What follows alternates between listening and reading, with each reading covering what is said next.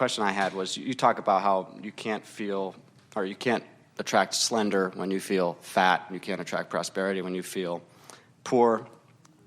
You're also saying that you can't attract, I'm trying to get into an old person. Say I was like 80, 90 years old, right? And I had the biological appearance and physicality of that. Are you saying that if I felt young, even though I'm not, my intention is not to be in the physical world for eternity, obviously, and I know there are many lifetimes and greater experiences, but are you saying that if one person who was old in appearance or physical, biologically, so to speak, if they wanted to be young, like the biological youth that they had of their 20s, that is, if they focus and feel that way most of the time, or that's possible? It is not only possible, it must be. It is law.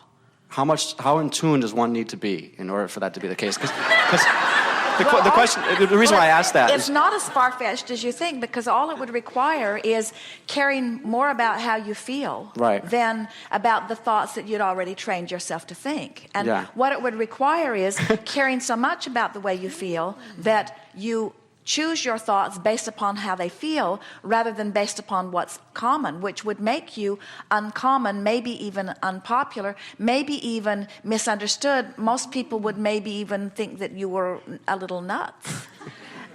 Because I'm 107. If you were taking such a departure from the usual train of thought. But we want to say to you that your body will absolutely follow the rhythm of your mind. And so what would be required is, first of all, caring about how you feel, and next, being willing to think thoughts that are a radical departure from the thoughts that most people think, which means you couldn't watch television, because television, if you noticed how television, almost every time they mention someone's name, they tell you how old they are. Exactly. Right. In other words, your world is very age conscious, you see. And so you'd have to jovially, we would encourage you to do it in a funny way, sort of withdraw from those measurements. You have to start, what we would encourage you to do is to get a new plan of the way you view age. And a good way to do that would be, and some are already approaching it in some ways, but let your...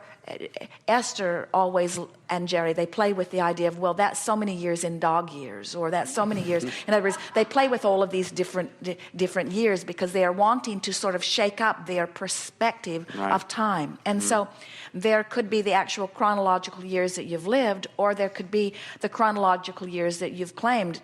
Esther gave all of her birthdays to Tracy her daughter, until she passed her mother in age and refused to take any more of them. And it was good for Tracy, because Esther sent birthday gifts to her daughter.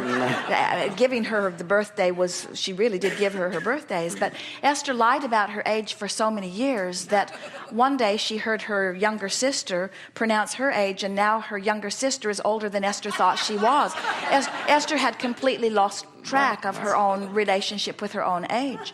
And we think that's a good thing. We think you could play games with yourself, such as you can take, in the same way that you could take off years for good behavior, so to speak, or for good health. In other words, you can chronologically adjust your age to the real age that you really are. In other words, there are people who are much older than their age because of the resistance that they have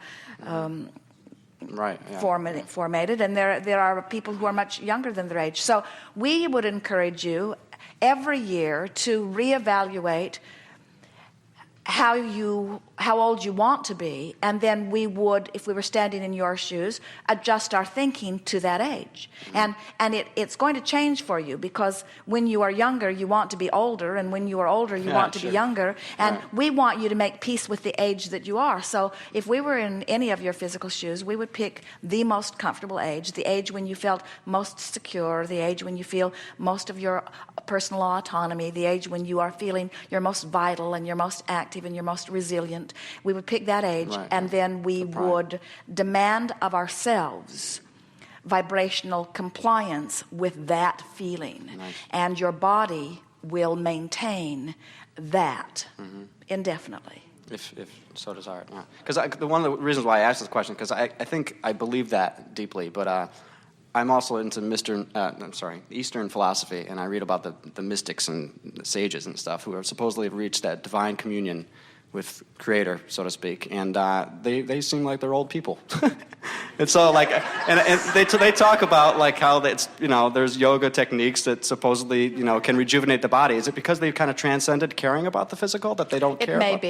It may be that they are not caring about it, and it may be, and that this is the part that we were giving you earlier. You yourself will, in other words, there are things about their maturing experience that they are actually finding satisfying that you may not understand. In other words, and so that's why we say you have to continually be the one that decides your new age relativity and then adjust to it. Okay. But there are all kinds of people who are around you who are at different ages than you perceive them to be. Absolutely, yeah. Sure. There is so much more that is happening perceptually. But you have to be a very focused individual to be one who thinks the thoughts that you choose to think rather than the thoughts that are sort of pressing in around you. You really have to develop the attitude very quickly that you do not care what others think. Right. Yeah. I'm kind of getting there as far as that.